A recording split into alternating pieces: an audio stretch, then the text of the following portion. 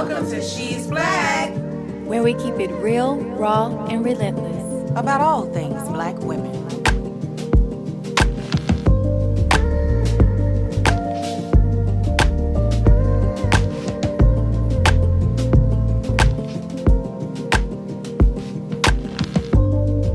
Welcome back to another episode of She's Black, where we keep it real, raw, and relentless about all things Black women. I'm Quebec. I'm India.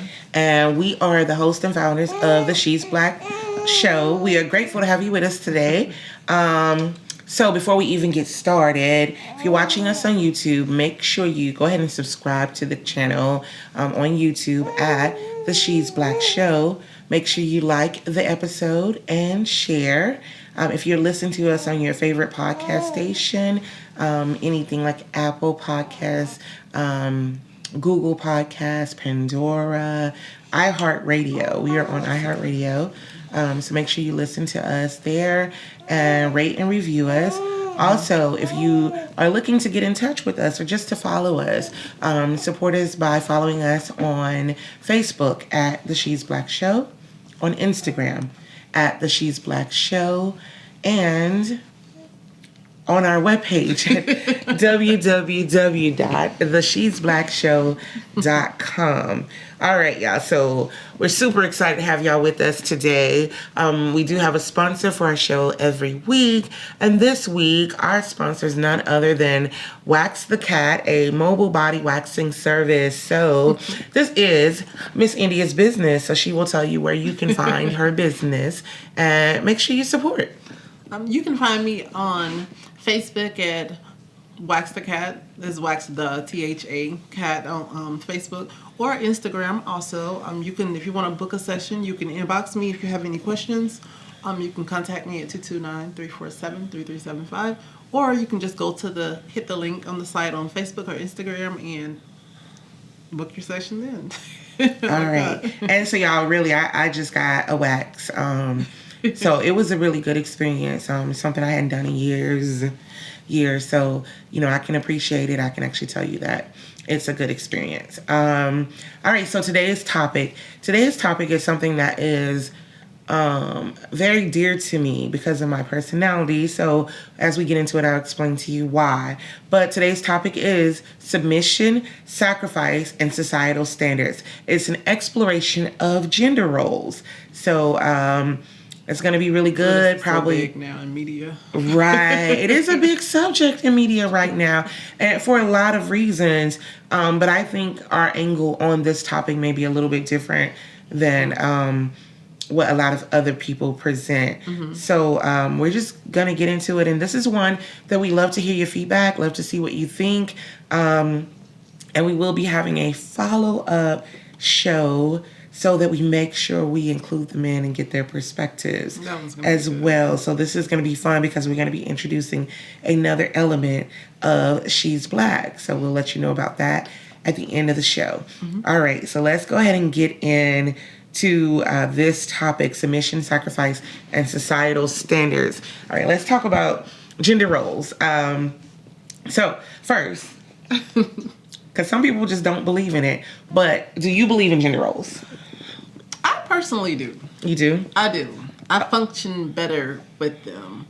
I can't say if I was born 20 years from now, maybe I wouldn't. But considering the way that I was raised, even though I wasn't raised in a 2-parent household, but from seeing stuff from TV and seeing, the way other women interacted with their men and how I felt, things I wanted to do, certain things that were deemed stuff that women's supposed to do is stuff that I naturally want to do. Mm-hmm. So it's I feel better doing those things that other people have classified as, that's, a gender role.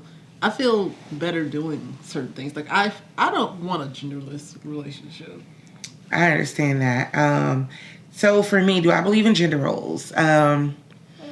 Yes, I do, but under very particular parameters. Mm-hmm. I'll just leave it at that. We'll uncover those a little later as we go forward in the show. But I do believe in gender roles. It's just, I'm very specific about how we're going to enforce or implement those gender roles.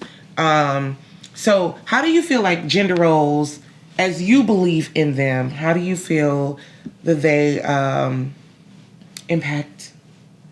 Well, let's talk about what you feel they are before we talk about how they impact us as Black women. What do you feel like? Can you tell me what gender roles to you are? Like, give me some examples of like what's a female role, what's a male role, in regards to how you see it. Okay, let's say I'm just throw some stuff out there. Let's just say it's late at night and you hear a noise or something like that. I personally feel like the man should go check it out. I feel like you should go check it out and see what it is. You know, I personally see men as protectors. You know, I feel like they should go see what the issue is. I don't see myself going. Would be like, you ain't gonna check it out. What in the world? But I guess, you know, for the 50-50 club, maybe they feel like they check it out on Monday and we check it out on Tuesday. But no, I wouldn't be comfortable. I feel you on that. Check that out. And what's something? I know there are a lot of men that cook, you know, but I feel like a lot of times with women, we show our love also through cooking, and that's just something that I want to do. Even if I marry a chef, I still want to cook more than you, because like that's like a love language kind of a little bit that women do. Like, I know you can't classify it as a female role, but I just know that's something a lot of us like to do to feed our families and to see that everybody's eating good, you know. Okay. So like protecting or being the person that kind of makes sure everything is secure, things like cooking, maybe cleaning or repairing, you kind of assign those based on gender. Yeah, because I'm not taking no trash out. Understood. All right. So I define gender roles. That is definitely a layer. And then I define them in a bigger space. And that directly deals with the aspect of nurturing and the aspect of protecting, which includes providing to me. Right.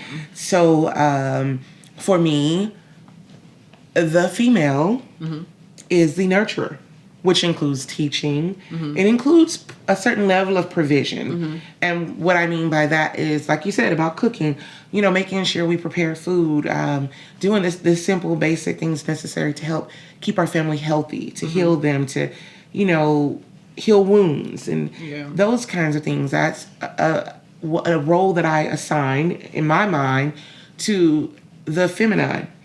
And then protecting, which includes providing. Right. And what I mean by that, I don't necessarily mean like, you know, every little detail of food and every little thing like that. But I do mean making sure that there is security. Right. And depending on where you are in society, that security means different things. You could live in a communal society where that protection may mean helping to build homes. It may mean helping to grow food, helping to establish water filtration, and you know, all of those type of things. That's a male's role to me.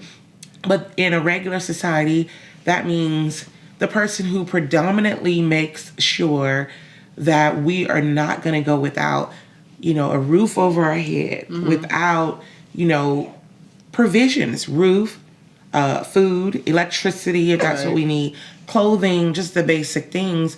I assign that to a man. Right. And so, you know, nurturing, which includes teaching and all of those things, and healing, and then protecting, which includes providing and securing.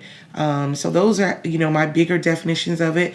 And then all the little breakdowns of who does the cooking, or who gets up in the middle of the night to check something, or, you know, all of those things kind of fall underneath. So that's kind of what gender roles are to me as well. Really, I feel like with another form of gender role that I like, I feel like if I can't figure it out, it's just me. I feel like if I can't figure it out, the situation, I should be able to go to the man, and he should be able to come up with a way to get the solution. If I can't come up with it, then I know he's the man of the house. He should be able to come up with it, find some kind of way to make it work. I feel you on that. Sometimes. I feel you on that sometimes. I do feel like, you should be able to, he should be a sounding board, like some, but I feel like we equally should be that. I feel like I should be able to be that for my husband or my mate as well. But I definitely feel like, yeah, definitely an ear, because to me that's security. That is when you have a problem, that is the help that you need in resolving it, and it makes you feel more comfortable and secure in moving forward in whatever aspect of life you're facing in that moment. So that's definitely a big part.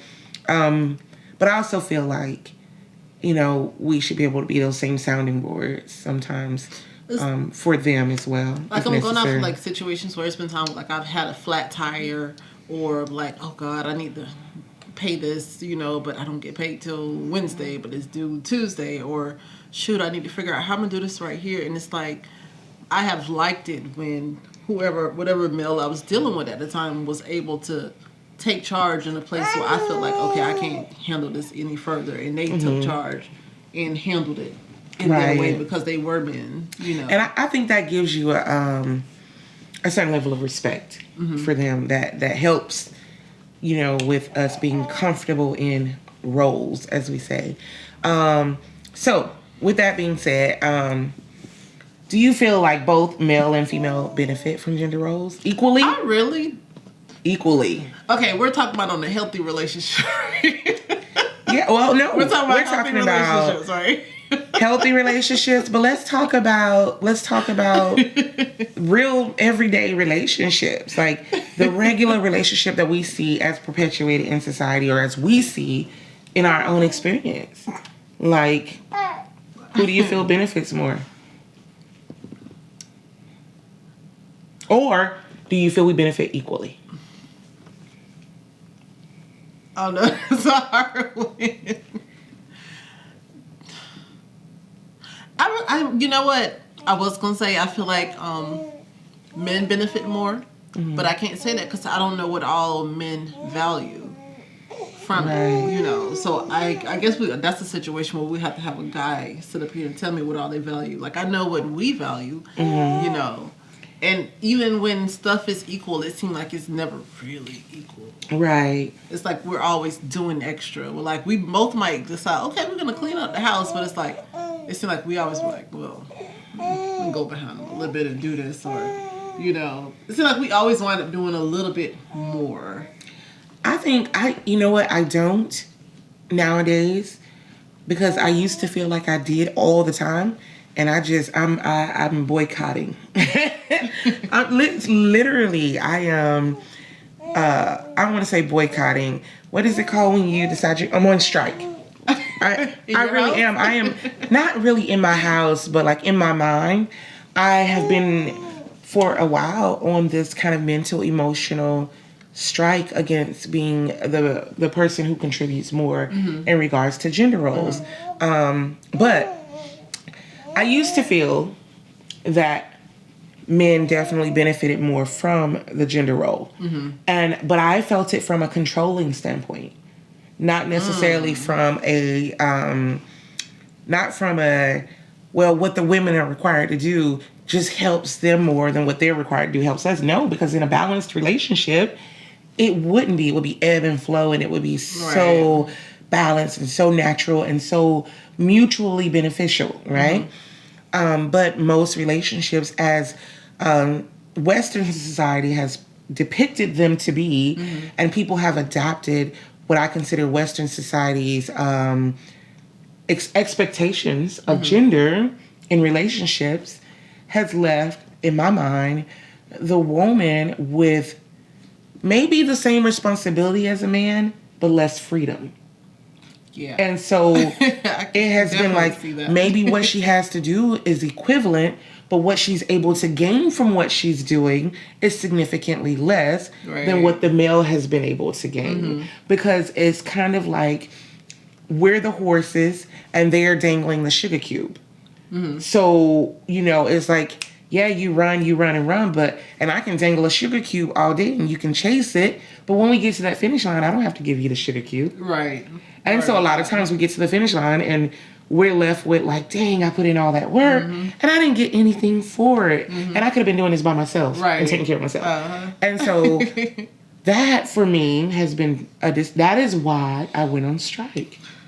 because because of that feeling. So, I don't any longer feel like it's more beneficial to the man because I chose to go on a strike. And I don't mean a full-fledged, I'm not doing anything strike, but I do mean I'm not contributing the way I used to. And you're going to give me a sugar cube every time I contribute anything, or I'm not going to contribute the next thing, period. So we're not going to run this whole race. I want a cube every 10 feet. I think if it's a really healthy relationship, and also where the guy is like conscious of what he's doing, because some guys they'll say like, well, if she's not complaining, then everything may be good. Like ain't nobody tell you to do all this stuff, you're not complaining, so I'm not knowing to do more. Right. So I guess if he is communicating and he is doing more, then things really can be balanced. Right. But a lot of times as women, we won't really say that. We'll be doing the extra, kind of walking around, kind of with an attitude. Yeah, because he ain't helping out, hoping like he'll see this, get the toys off the floor, he'll do this without actually seeing anything. Then we're like, oh, it's not, I do more, but he doesn't really know to do more because he ain't said nothing. They real simple, but we make it seem like, right. instead of just coming out and saying, can you do this? Can you help out more? So sometimes the imbalance in gender roles is due to the woman's lack of communication about how she's feeling about what's happening. Yeah, a lot of times it does be our fault. Yeah, that's real. That's real, and I think that a lot of men will probably bring that up in the conversation that we'll have with them present about our lack of communication in that. So another thing is we live in a society like this. I guess what they call Me Too culture, but it's not really Me Too subject matter. This is more so dealing with like feminism and liberation. Like a lot of times in the feminist culture, some of us feel like if we're feminists, we don't embrace gender roles. We can do it ourselves. We can take care of ourselves. I don't need you. I want you. And so it's a different kind of thing. And so, sometimes I toe that line. I would never actually classify myself as a feminist because I feel that men and women are equally necessary. I feel like a lot of people took that term feminist and then made it something that I don't think that it originally was. I feel like when we were first asking for equal rights and things like that, I don't think we were like, okay, we don't want no more clean. We don't want to, take care of our families and kids and all this. I think it was just we wanted to be treated equally. And now it's like the word feminism has such a bad stigma to it. Right. To where it's like, okay, if she's a feminist, she don't like men. And I don't think it originally was for that. Right. Or sometimes I think feminism or as a feminist is taking that you're strong enough that you don't need a man at all. And or need maybe you don't want a relationship, which is fine. But do we need masculinity in society? Absolutely. Right. Like, I don't care what your core beliefs are, but you can't negate that. Maybe you feel like you are balanced and you have all the masculinity and femininity you need. That's good for you, but that doesn't mean that makes it right for society. But with that being said, do you feel like when we do accept gender roles, in any kind of way, does it deny your liberation, like your freedom to choose what you want to do? Maybe you want to go out there and you want to be the breadwinner. You want to make the money. You want this thriving career, and you feel like your mate could just as well be at home and be the stay-at-home person, and you could swap the roles. Like they could. I really don't. I feel like if an issue comes into your relationship to where you're questioning gender roles, I feel like that's the issue with control. I don't even feel like that's gender role issues, because why should it matter if I'm making more, if I decide I want to do this? I feel like that's an issue with control with that one. I really don't feel like that's a gender role. A gender role thing? I don't. I feel like people think it is, but maybe some guys or some girls, feel some type of way. But that's weird to me. I feel like it's an insecurity if the male feels some type of way, because there are some men that don't like their women to make more than them. I have personally heard some guys say they like to date a woman who is kind of struggling because it makes them feel more of a man. And I swear I'm not lying. I've heard some guys say they prefer a woman that's not really doing as good because it makes them feel better about themselves to know that she needs them. Like some guys really do feel that way. So they rather pick up a liability. They'd rather be the savior. You know, they didn't say the savior, but they said that they would rather have someone who is more struggling, so they know she will need them besides a woman who already got everything. And I guess maybe it's kind of scary or insecurity for them. They may feel like, oh, if she got everything already, then what's if the I point mess of me? up, then maybe she's gonna leave, or like, what's my point? Like how you said, what's the point of me? Or maybe they don't feel important if she's not asking them for anything. Some people's value is related to money.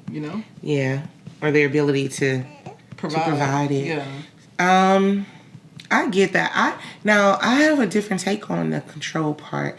I feel like for me, I have struggled with trust in anyone besides myself to take care of me, to provide for me, to be stable in my life. And so I developed this ideology that it was my responsibility solely to make sure I had what I needed. And while that's all well and good as a single woman, it does not work for relationships at all. And not because your mate just wants to, because I have shorted myself in that I bring this mentality of I got me to a relationship, so the men don't feel like they have to do anything or that I don't want anything extra. When I'm sitting out here, I want the same. I want you to take me out. I want you to surprise me with coming home and being like, I called your hairstylist and, make your appointment when you're ready. They already paid. Or, hey, let's go get your nails done. Or, yeah, let's do something sweet. Or, those kind of things. Like, I like surprises. I like it when you take what's yours and you sacrifice it for me. Right. I like that. But I come across like, I don't need that. I can get my own nails done. I can get my own hair done. I can afford what I want. And it's not because I say it. It's because I do it without sitting back. I'll never be like, well, I do now. But I used to not. This is new. This is fresh. To be like, will you get my hair? Will you pay to get my hair done? Will you get my... I'm at that point. And I'm 40 years old and I'm like asking, somebody to pay to get my hair done. Well, not somebody, my husband. Yeah. To pay to get my hair done.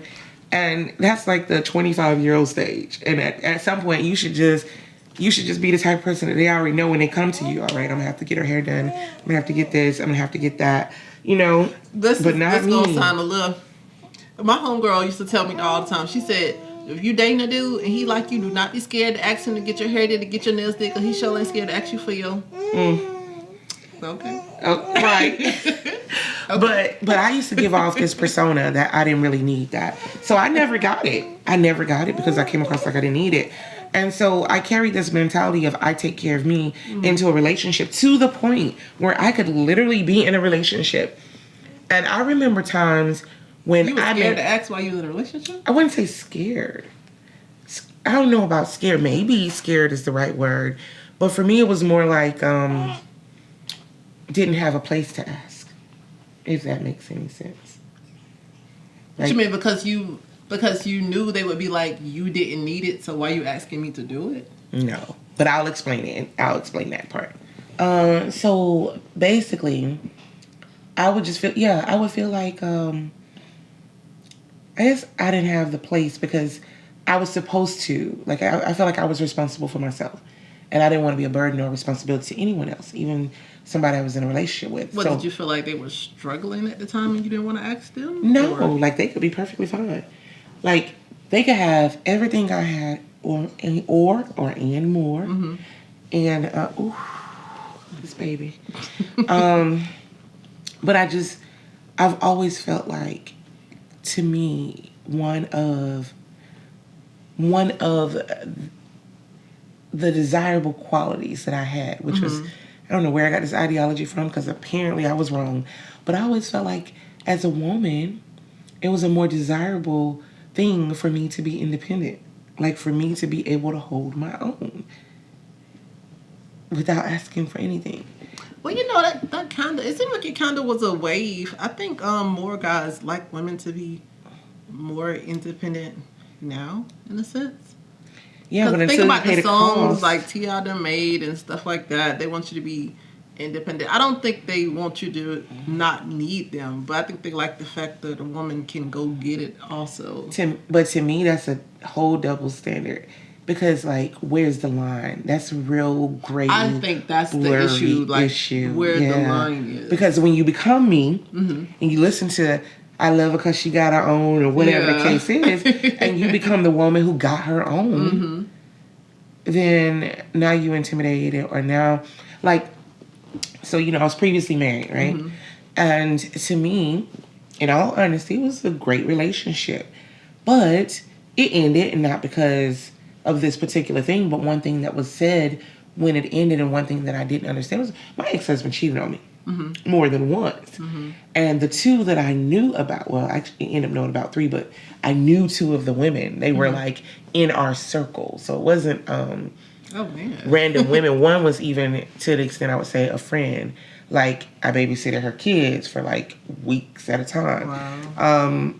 Which, you know, neither one of them, like, say me and my husband were divorced and they got together. She owes me nothing, he owes me nothing. But while we were actively married, he cheated on me with this woman. And I knew the woman. And everything I knew about the woman, my husband also knew about the woman. We were not the same. Go on and say it. I mean, this is an explicit moment, but this was a real sugar to shit moment. You know what I'm saying? Like, you got sugar and you cheated on me. Like, this is like really one of those spaces. And on top of it, it was the reason they knew each other. I knew her because of a circle of friends, and then we became really close. He knew her because her, at that time, I think ex-husband, her child's father, was in the unit with him, and they were really good friends. The other woman that he cheated on me with was his best friend's wife. Oh, wow. And this was another. Wow, that's It was low. It may not be a sugar to shit moment, but this was a sugar to. Did you find all those out around the same time? Sharp moment. Well, the best friend's wife happened first, and then the friend's wife happened as we were recovering from the best friend's wife. So basically, we were in the military. Before he went to, he got deployed to Operation Iraqi Freedom. Before he went, he cheated on me, like literally like a week before he went. He cheated on me with the best friend's wife. Wow. And then I found out while he was deployed. And so, you know, our relationship was already on the brink, on that, you know, it's already struggling as a result. So, at a later time, this is when he returned. When he returned from being deployed, he cheated on me with the other woman. Neither one of them were at the standard I was. In any way. And I'm not talking about, you know, I'm not judging how they looked or anything like that. I mean, ambition-wise. I mean, cleanliness. I mean, like, just wholesomeness, you know, as a woman. Definitely intellect. You know, we were just not in the same place. And so I was confused because in my mind, I'm like, you saw me, because this man was not one of them. He's African. He didn't play around. He saw me. He saw what he wanted, and he immediately was like, I want you. I want you. Come on this date with me. I'm going to get to know you. You're going to get to know me. Let me court you. I want you. And I'm going to propose in today's day, it would be fast. But honestly, it was a reasonable time frame. It was like we dated for 6 months, and he was like, I want to marry you. Ring and all, proposal. Surprise. You say it don't take long when they know. Right. And so for me, and he was a man who was very particular about what he wanted. So if you chose me. Also, I get what you're saying. Like he was really particular. Then he went all the way out of bounds on what he. And it was so confusing, right? And what I found out later after going through the divorce, well, right before the divorce papers, the official divorce, but after we were fully separated and I had moved from Texas to Albany, I found out in a letter that he wrote me that the biggest issue with our relationship was he felt I didn't need him. And the women he cheated on me with did. You know how many times I've heard that, though? I even see it on Facebook so many times where they'll be like, oh, but that woman on the side made him feel important. She listened to him. But see, I listened. It wasn't, for him, it wasn't that I didn't listen. It wasn't that I wasn't a partner. It was that, so this is going to sound outrageous, but I told you he was from Africa. He spoke several languages. He was Muslim. I wasn't when we met. I became Muslim later on, but I wasn't when we met. He read the Quran in Arabic. He did all his prayers, all these things that was exciting for him to teach me. Well, I learned it really quickly. And I became very disciplined about it really quickly. About eating, about making shahada, about, you know what I'm saying? About, like, making salat, about Ramadan, about everything was just like bam, bam, bam, bam. We're on it. And I'm not playing with it, you know? Because when I decide to do something, I throw my whole self into it. Right. I am real about it. I don't play with it. And so he was on this venture with me of when I got into college, whatever I put my mind to, he just saw me like grab it and take hold of it. And it left him in a space of like, how do I lead you in that? Yeah. And so it wasn't so much as I didn't listen or because I still cooked all the time. I still cleaned the house. I still washed the clothes. I still would be gentle. I would cater. I would lay on him and need him in those kind of ways. But intellectually and discipline-wise, like, you know, he would be slipping sometimes. And I'd be like, we got to do this, you know? And so that's what it was. He felt like I was a complete package, very well put together, and he didn't know what to give me.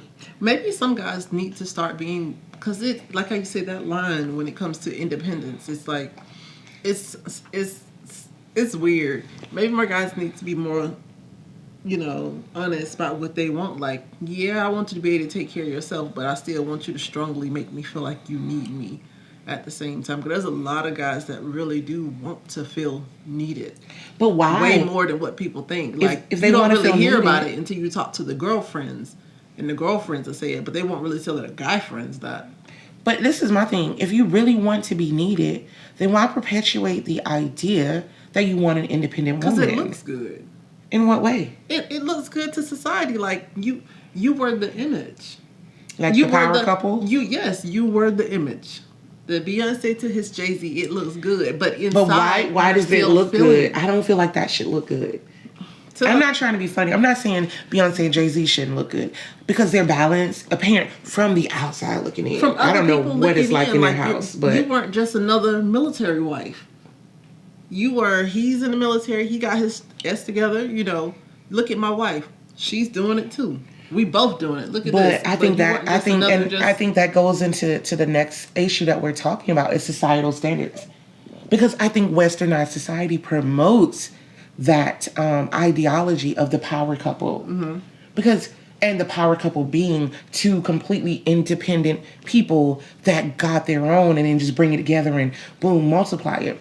And I feel like that's why it's rolling more towards the genderless couple because of that. But this is my thing. What is wrong for me? Let's say I am, and this is weird coming from me because everybody who knows me knows I'll get out there and I'll dig in and I'll make it happen and I'll get the money, get the resources, network, do whatever I have to do. However, that doesn't mean that I am on the side of thinking that is what's best. Right. That is just what I've learned to do and what I have felt was necessary, and I am now realizing because that is what's perpetuated by society. However, I think the more balanced thing is my husband go get it and I multiply what he gets. I like that. Not we both go get it. Because if we both go get it, right? He goes and he gets $5 and I go and I get $5. Now that's great. We got $10. We're adding. And adding is cool, right? But if he go and he get $5 and I say, I'm going to put $1 here, $1 here, $1 here, $1 here, and $1 in 5 places and multiply it. And instead of having $20 that we both had to go out and work for, one person went to work, the other person planned and strategized. As they plan and strategize, I don't have $20. I got $25. I like that. You know what I'm saying? Yeah, I get that. So, and then when you take that 25 and multiply it, so from $5, it feels more like you're working together when it's like that. Because that $5 becomes 25 on the first layer, but then you multiply that 5 times. Now how much is it? But if I just keep going to earn $5 to match his $5, I'd rather be multiplying and adding all day. And then some people start to feel competitive when it's like that. Like, I'm finna go get And they start $6, feeling and you got envious. $5. Yeah. Okay, that's great. We got $11. Yeah. We got a whole $11. Congratulations. You know what I'm saying? I make just as much as my husband. Okay, and you could make your husband make way more than both of y'all make. Right. And so, that's something I'm having to learn. Like, with my level of being able to strategize and sit home and plan and think, why am I out trying to make a paycheck like him when I could just flip his paycheck? You got a point on that. So it makes, That's a real good and point like on that. society does not promote that. They promote, he go to work, I go to work, we pay a daycare to keep our kids while we working. Right. They could be home with me, not paying daycare, still flipping that money, me not paying gas to get back and forth to work, saving that money, me growing vegetables in the garden, not spending extra money at the grocery store, me making the food because I got time, not having to go get quickie fast food meals that all together add up to $45, which could have fed us for 3 or 4 days if I cooked it. But then I think a lot of guys, this is kind of go in our values segment. I think a lot of guys feel like when it's like that, they just see the point of you being home. They see it like you're using me. I can see how they could see 'Cause it I'm going out to as work. being used if you're not They're doing not- anything with what they're bringing. They don't really. But if think I'm about flipping it, their think money, about it like that. Now, if you're flipping their money, and that's what really, I'm saying. If I'm flipping their money and holding down a family, so we have kids together, and you would rather me go spend upwards of, it's some places that people are paying $450 a week per child for childcare. That's not where we live, thank God. But go to Atlanta, go to Jacksonville, go to Tallahassee. You ain't gonna pay less than $325 in Tallahassee. Cost of living in Tallahassee, the amount of money made in Tallahassee is almost equivalent to the amount of money made here. The cost of living is way higher. So you go down there and you pay $325 per child, and you laying up having children with me. We got 3 children. You done spend $1,000 a month. But I can stay home and save you $1,000 a month, and then we can strategize how we take that $1,000 a month and make more money. How am I using you? Now, if I'm sitting home, I'm not gonna have no children. I don't feel responsible for multiplying your money. When you get off work, I want you to take me out to eat. You get what I'm saying? Yeah, I might be using you. You might be being used. I 100% get that. However, that's imbalance. That's just as toxic or imbalanced as thinking, I gotta go get my own. Because I'm never giving him the space for me to trust him to provide for me. And if I'm saying that I want to nurture and I want you to be a provider, then I gotta give you room to do that. you're right about that. Because otherwise, how are you exercising provision? I just think we're in an age where it seems like men and women do not trust each other as much as they used to. Because it's, in my mind, perpetuated by society. So, like, some of, like, the societal standards as it relates to relationships, like what we put in the title, submission. Society has pushed this ideology of either one or two, a woman submitting or a woman not submitting at all. Like, Right. I can't stand that. I saw a post on, it's this guy following Instagram called 100 Days of Summer. And it was like, okay, if you want to go somewhere with your friends and your spouse tell you, it wasn't a trip out of town, it was just like somewhere in the city. And it was like, if your spouse tell you you can't go, do you still go or not go? And I was put, if I want to go, I'm gonna go. And some guy come in there up under the thing and he was like, oh, you're never gonna, that's what you would do, you'd never find a husband.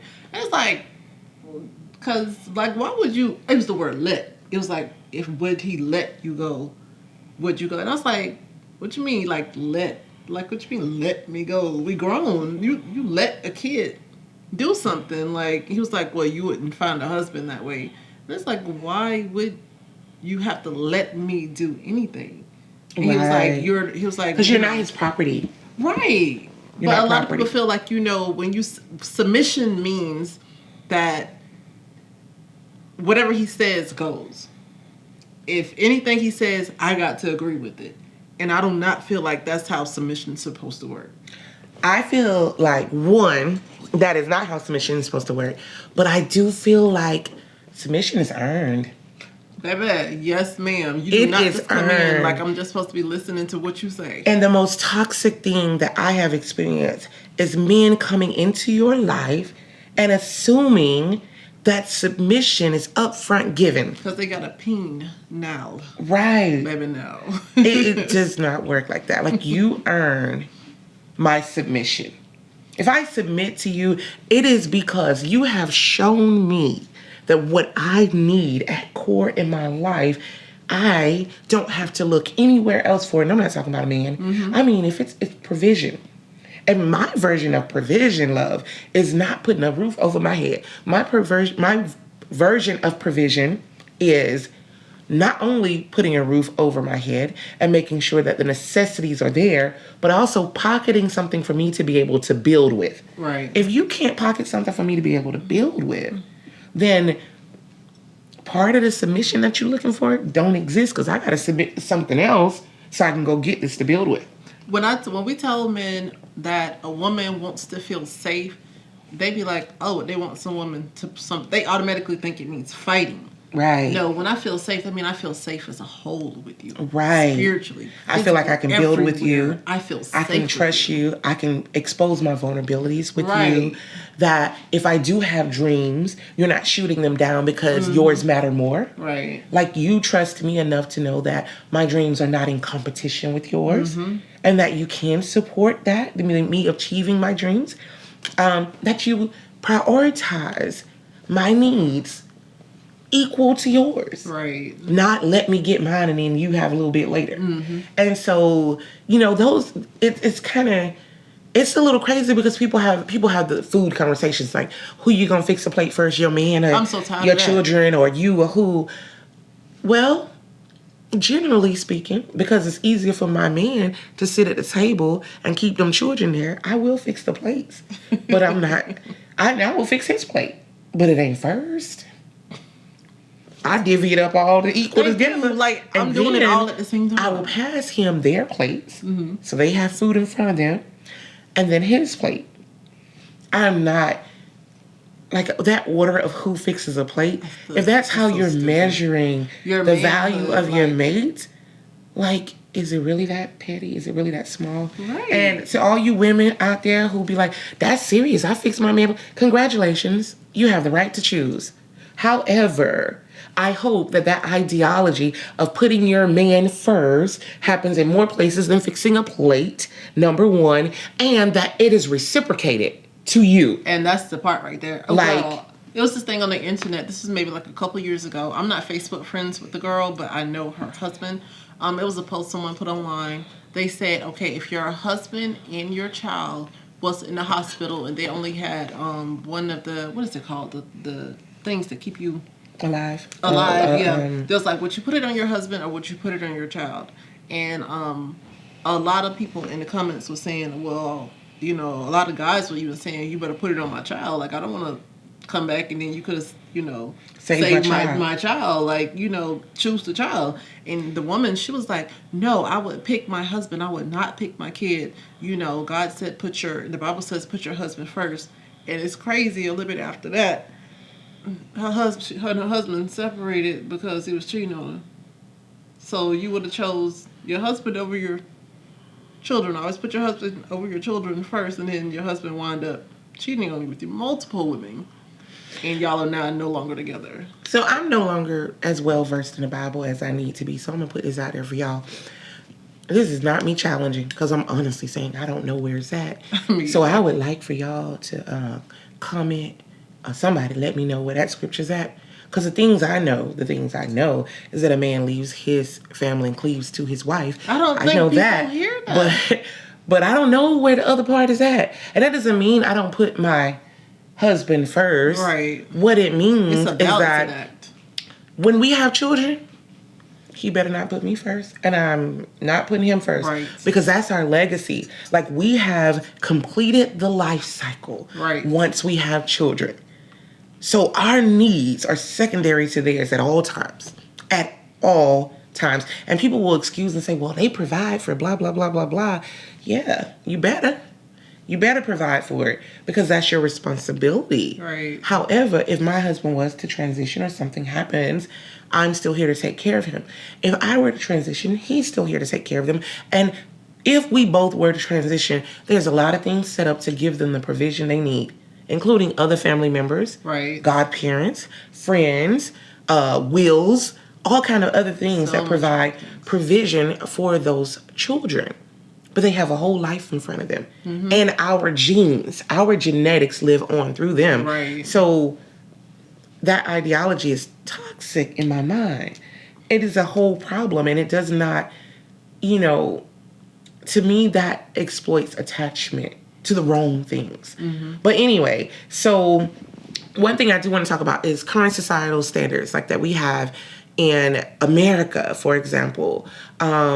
Do we feel like our standards are more in line with traditional Afro or Eurocentric expectations? And what I mean by that is like, as traditional African families, what kind of roles do we feel we played, or do we feel that we get our ideologies more from European standards? I feel like European standards because, one thing from watching movies or certain books, it seemed like, in other African cultures or other, cultures, like, they would see it like, they didn't see it like, oh, just the man just decides everything. Right. A lot of times, there would be a circle of women that, if there's an issue, they would take it to the women. This is what's going on. The men might decide this, but you better believe they're going to run across the women first and be like, okay, this is the great-grandmother of the whole family. What do you think about this? Right. What are we going to do with this right here? What do y'all think? How are we going to fix this? But like in American society, it's like, okay, well, you mostly see, the men, the women, you just be quiet. The men are going to figure it out.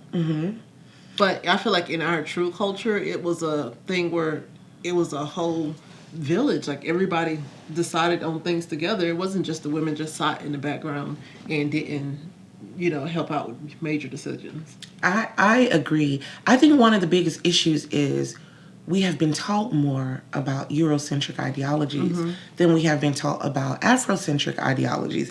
And so by nature of learned things, we go with what we've learned. Right.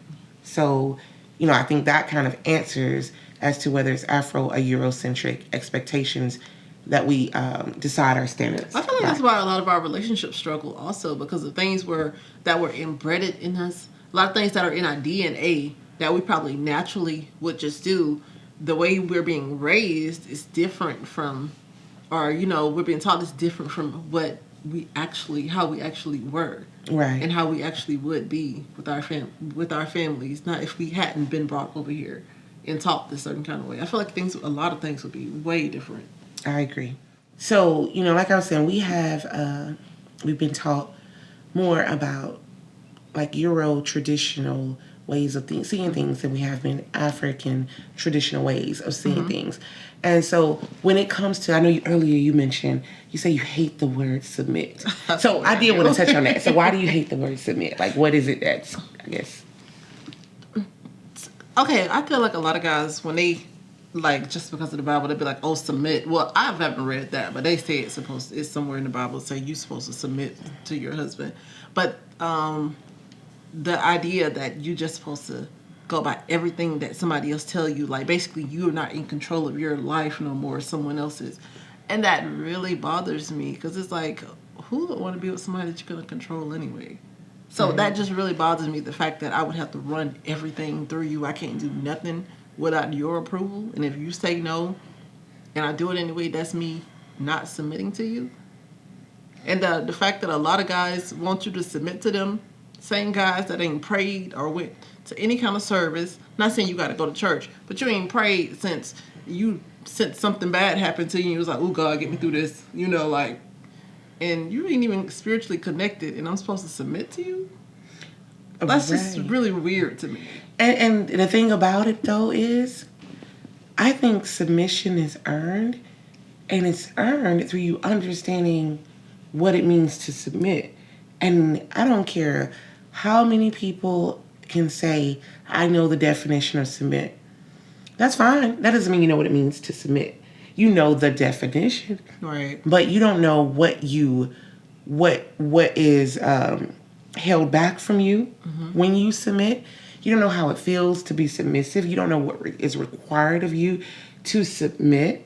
And so your expectation that someone submits to you without you knowing how to submit, period, something wrong with that. I really feel like the whole submission thing is more of a European type thing. I really do. Yeah, I feel like it's an insecurity. I really do. I feel like it it's is. steeped in insecurity. And men, because I know y'all be feeling some kind of way. I'm not saying that some of you men are not worthy of the definition of submission that I'm going to say. But what I will say is, just because you're a man does not mean I submit. Just because you've decided that I'm the woman you want to be with does not automatically mean I submit. Right. Just because I decided that you're interesting enough and valuable enough for me to go on a journey with does not mean that I automatically submit. It is earned. And it may not mean the same thing that you think it means. It does not mean to me that if I say I want to go left and you say, well, I want to go right, that we're going right. No, I mean, you're going to explain to me why right makes sense. Right. Why left doesn't make sense. Or what we are going to do should we decide to go right and we find out that it doesn't make sense. Right. So, like if a lot of dudes would really be honest, look at a couple of your homeboys. Would you really trust them to be the head of all your decisions of your life? Like, come on. Now think about the fact that you want women to let these same homeboys that you don't trust, or you won't even trust with your car, you want these women to let them rule everything over their lives. Like, come on now. You gotta be able to lead. And a lot of times naturally, when a man walks in his truth, he knows himself. You know, a lot of times as women, we submit naturally. Right. It happens naturally. I 100% agree. If you are asking for submission and you find yourself continuously asking for it with the person you're with, they might not be the problem. Right. You're most likely. They may not be the problem. Because generally, for me, submission is earned. It is simply earned. And it's earned because I have to know. When I give myself to you, that I am not losing myself to you. It is a big difference. It is a big difference because giving myself to you is something that I am choosing to do, and it is holistic. It is something that I'm doing to nurture you. And that nurturing comes at a cost to you. Right. And that cost is that you protect what is nurturing you. And what I mean by that, you ever heard don't bite the hand that feeds you? Well, my nurturing is the hand that's feeding you. And if you bite it, no more nurturing. Right. So sometimes your version of submission is biting.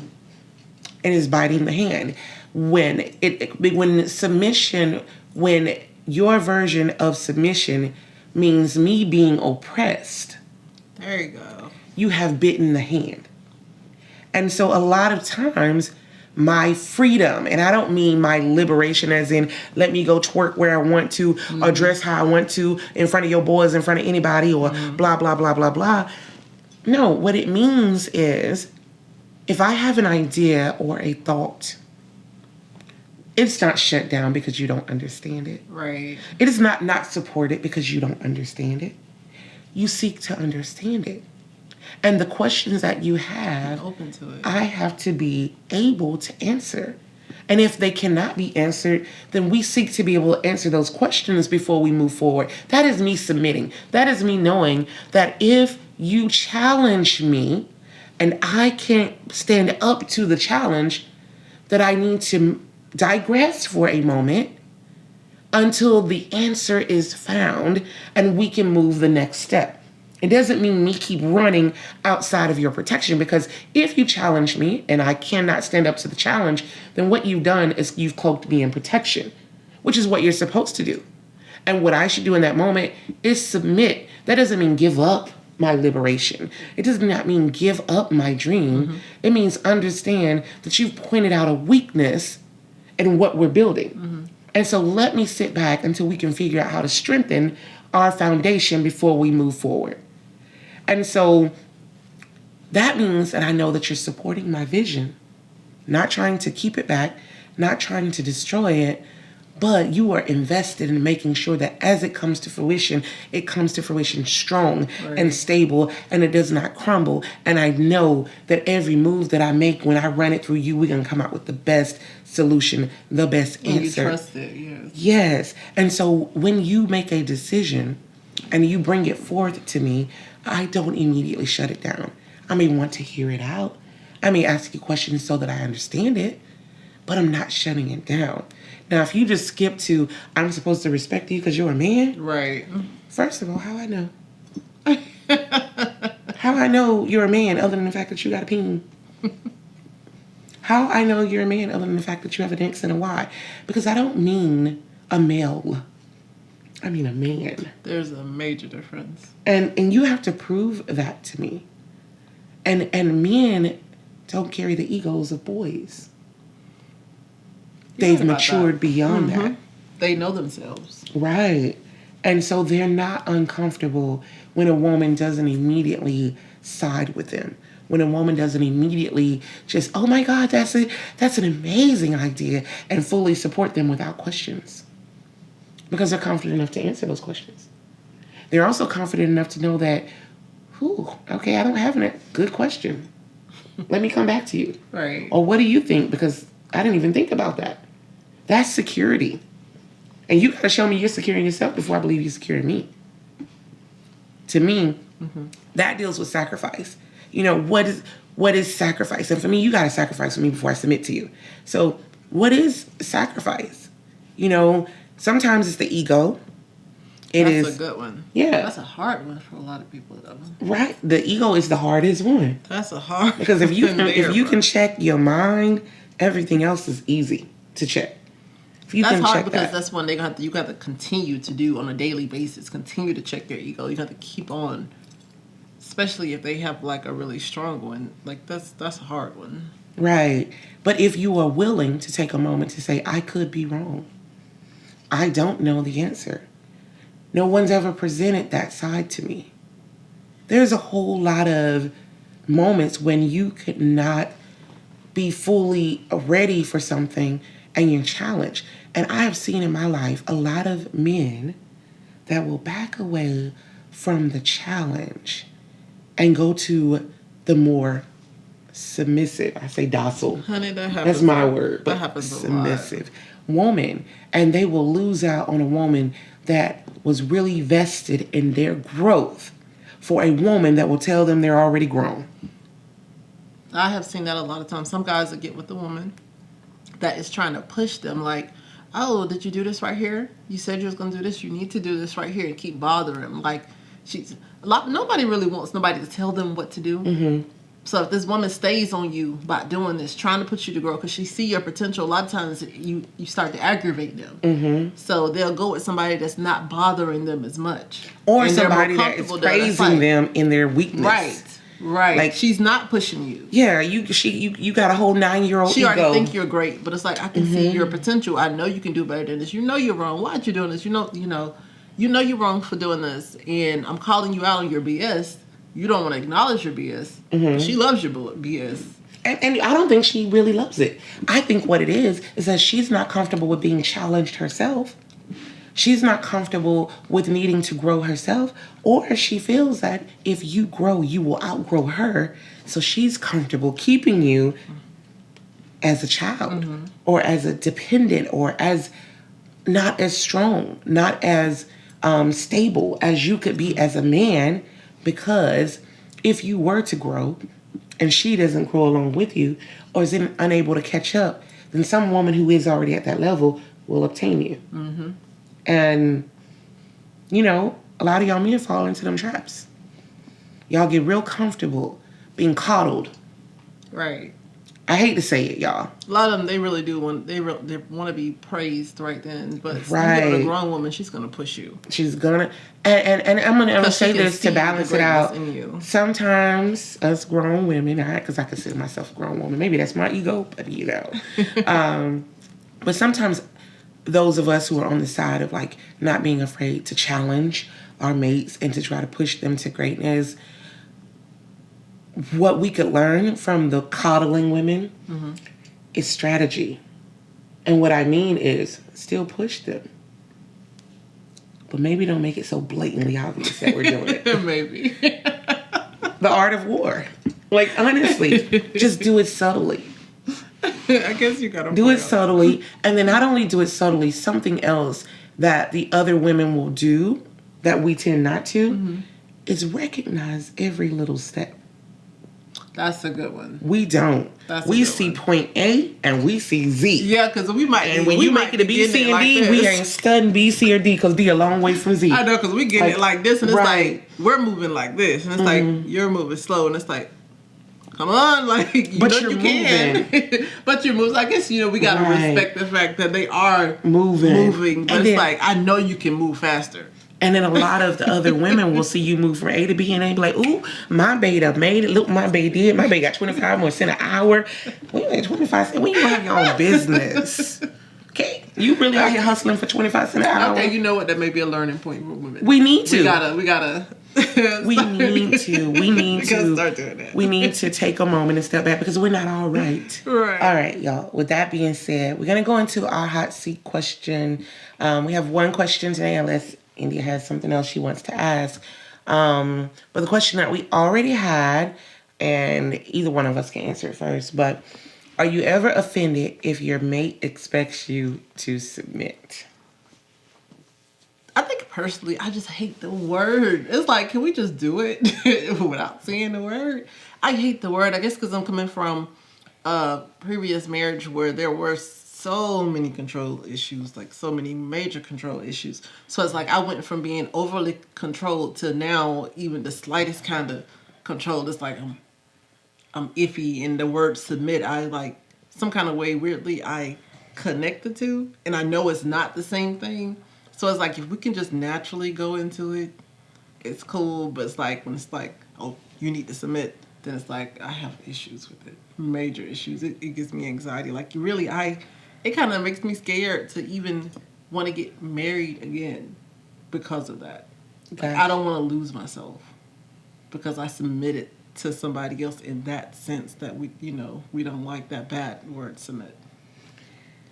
The answer for me is yes. If my mate expects me to submit, I am offended. And it's not because I don't want to be submissive.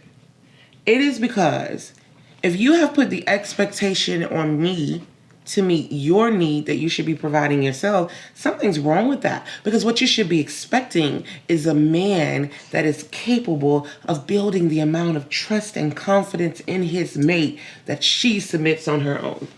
I really don't get why if men, okay, you know how some men question, they say, okay, well, some guys, this is a whole nother conversation where they be like, well, what good is women for? Like, we really don't need y'all. We can get folks to wash our clothes, do this, do that, and all this stuff with the stuff. And they was like, well, really, we don't really need y'all. I just said, like, if you're so complete by yourself, if we get together, why do you need me to submit anyway?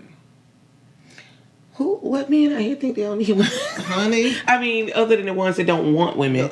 But who really... Honey. I'm sorry. I mean, watching the other podcasts, there's a lot of them. They don't need... I guess, you know what? You may be right. And there are also women who feel like they don't need men. Now, we ain't gonna get into the science of that. That's a whole another level of conversation. But I'm just gonna drop it here. And I'm gonna bounce on. And y'all can ask me whatever questions y'all want to have about it at another time. Now, I'm not saying that women are not better off or that it's not more balanced when we join a mate or a male, right? Mm-hmm. What I am going to say is, genetically speaking, basic molecules and science and chromosomes, there are two X's. And that doesn't mean literally like A, B, C, D, E, F, G, X. is the shape of the chromosome, the shape of the matter that is embedded in the creation of the feminine has more matter, more DNA than the shape of the matter that created you as a male. There's an X and there's a Y. There's a whole eighth of DNA matter that men lack that women have. We're not even going to explain it. But next time you think you don't need a woman, consider that. And next time you think you don't need a woman, consider what portal you pass through to have the oxygen flowing through your lungs. Child. And some vocal cords to say that out loud.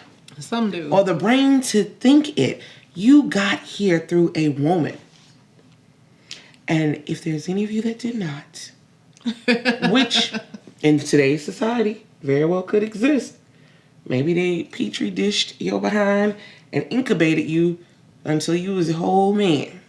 But you need to make an announcement Right. that you one of them. Don't just be walking around here and talking about I don't need no woman and having these men that had to pass through this portal to say I don't need no woman either, because you got here through a woman. You don't exist without a woman. Because of woman, you exist. Right. And for that alone, you need a woman. Girl, I'm so glad I ain't never heard no man. I wish I man. I'm gonna start I forwarding would. when I see them. I see some. It's some that actually do feel that way. They are question. playing. They playing with God. That's why. That No, ain't that's the why a point. lot of them now be like this. What do you bring to the table thing?